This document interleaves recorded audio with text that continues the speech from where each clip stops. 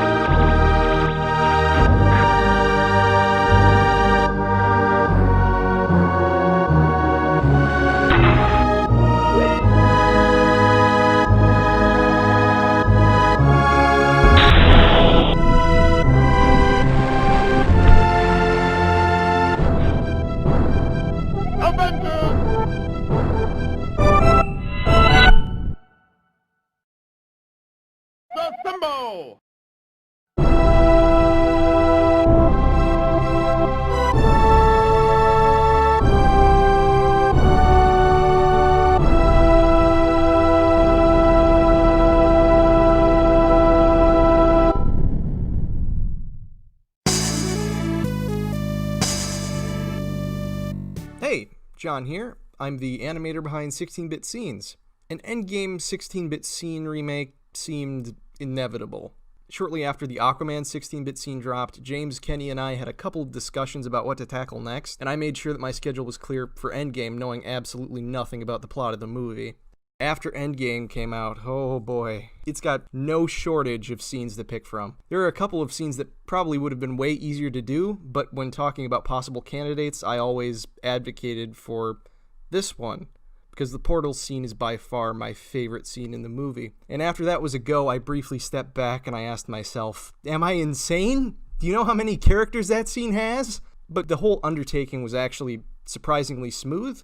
Since I started making 8-bit and 16-bit videos, my process has changed a lot. It's always improving, and I feel like I would not have been able to animate a video this ambitious a year ago. I could go deep into my process, but that could easily get bogged down by so many technical terms that it would sound like I'm not even speaking English anymore. So instead, since this video looks like the endgame video game that doesn't exist, I thought I would talk about this video's connections to real existing Marvel games that you can play right now. Even though this video is a remake of 2 scenes from Endgame, it has a lot going on underneath the surface. I think it's very satisfying to weave something new out of the DNA of something old. Captain America and the Avengers is an arcade game from 1991 that I have a lot of fondness for. I played it on an arcade cabinet as a kid, and I've been basing Marvel-related videos on it since 2015. For this video, it actually probably would have been easier to just use the existing video game graphics, but I wanted this endgame video to be special, because if there was any movie to go all out on, it was this one. So I kind of went the extra mile. I completely redesigned all of the main characters from the ground up to more accurately reflect how they appear in the movie. I still based most of the animations on the arcade version of the game, except for the ones that I had to make from scratch, because this move is definitely not in the arcade game. For the new character designs, I used color palettes taken from various Super Nintendo games, like the Super Nintendo port of Captain America and the Avengers, and for Thanos from Marvel Superheroes War of the Gems. I tried to keep it pretty consistently Super Nintendo for this one. I'm not that big of a fan of Capcom's Marvel character designs, and they simply would not have worked for this video. They're a little bit too large, except Thanos. His size in War of the Gems actually completely works. It lines up pretty well with the characters from Captain America and the Avengers. He actually might be a little larger than he is in the movie, but there is no such thing as too big for a video game boss. Even though I'm not really a fan of how the characters look, the level artwork for War of the Gems is actually pretty incredible. So I tried to include some of the original levels from War of the Gems in the portals at the end, incorporating elements like Alaska's snow, or the Amazon's river, or the fish in the Boston Aquarium. Yeah, I don't know why that's a location in the game either. The dialogue box is based on Adam Warlock's dialogue box from War of the Gems. When it's a speech bubble, that's based on the character indicator from the X-Men arcade game. A lot of characters have appearances that carry over from other times they've appeared in projects I've worked on. Spider-Man's appearance in this video carries over from the 16-bit scenes for Infinity War.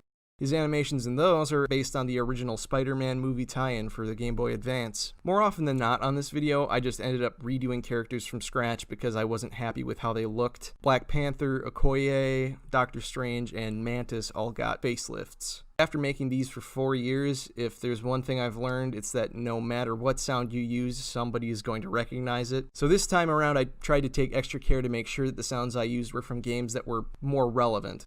I extracted, listened to, and labeled all the sound effects from the following Super Nintendo games. In no particular order: Captain America and the Avengers, Marvel Superheroes, War of the Gems, Spider-Man, X-Men, Mutant Apocalypse, Spider-Man and the X-Men in Arcade's Revenge, Spider-Man and Venom, Maximum Carnage. I still used a little bit of Zelda here and there, but the bulk of the sound effects are from Marvel Super Nintendo games.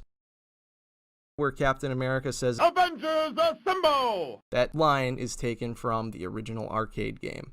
It's very hard to convey emotion with 16-bit characters. Look at that. That isn't subtle at all. So that's why music is an essential part of these 16-bit scene remakes. The video just never feels entirely complete without it. The Portals scene has some of the best music in the whole movie. Part of why I wanted to do this scene was so I could hear Kenny's version of it. And if you've seen the remake of the end of Infinity War, his music for that is just so spot on. It might even be the part of this project that I look forward to the most.